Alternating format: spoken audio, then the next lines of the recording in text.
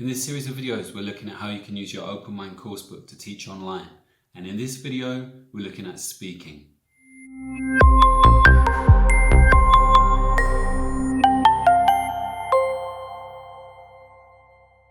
Probably the most productive way to use live online classes, also known as synchronous classes, is to do communicative and collaborative activities. In Open Mind, we find communication stages in the unit openers, at the end of the skills sections, in the grammar sections, in the speaking workshops, in the life skills sections, and in the communicative wrap-ups. For speaking activities to work well in online classes, there are a few things that we should take into consideration. First, your students should use their asynchronous class time to prepare for the speaking activities that they will do in the live synchronous class. There's no point in wasting valuable live class time on preparation for speaking tasks when this can be done beforehand. In this example, the grammar sequence culminates in learners talking about each other's names and nicknames, an activity which serves the dual purpose of practicing language and maintaining the group dynamic. To really maximize class time, students would do parts A, B and C and submit them to the teacher for grading before the live class.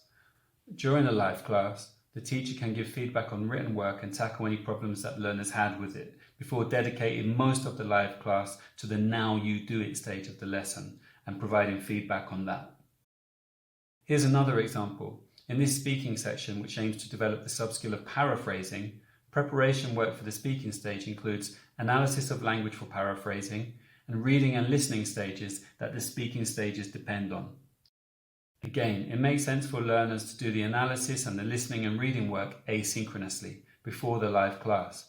Then, in the live class, learners can work together on the speaking stages.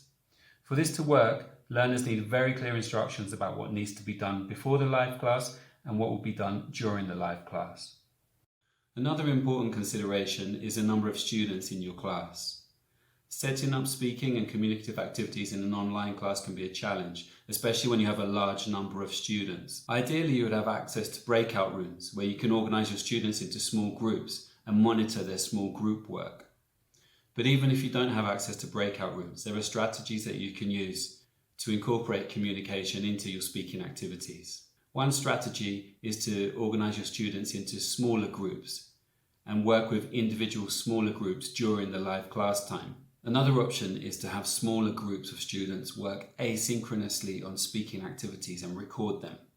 They can then share the recordings with you at a later date.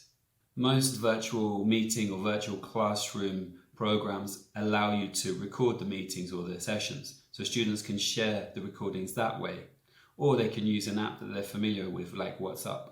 For individual speaking tasks, which focus on the production and practice of a particular language area, it makes sense to do them asynchronously. This vocabulary sequence focuses on vocabulary for talking about good and bad experiences and culminates in a speaking stage in which learners talk about their own good and bad experiences. Obviously, in a face-to-face class, this would work best as a pair work activity. But for online classes, in order to make the most of valuable live class time, it could be modified so that learners prepare, record, and share their anecdotes outside of the live class. There are many ways to do this.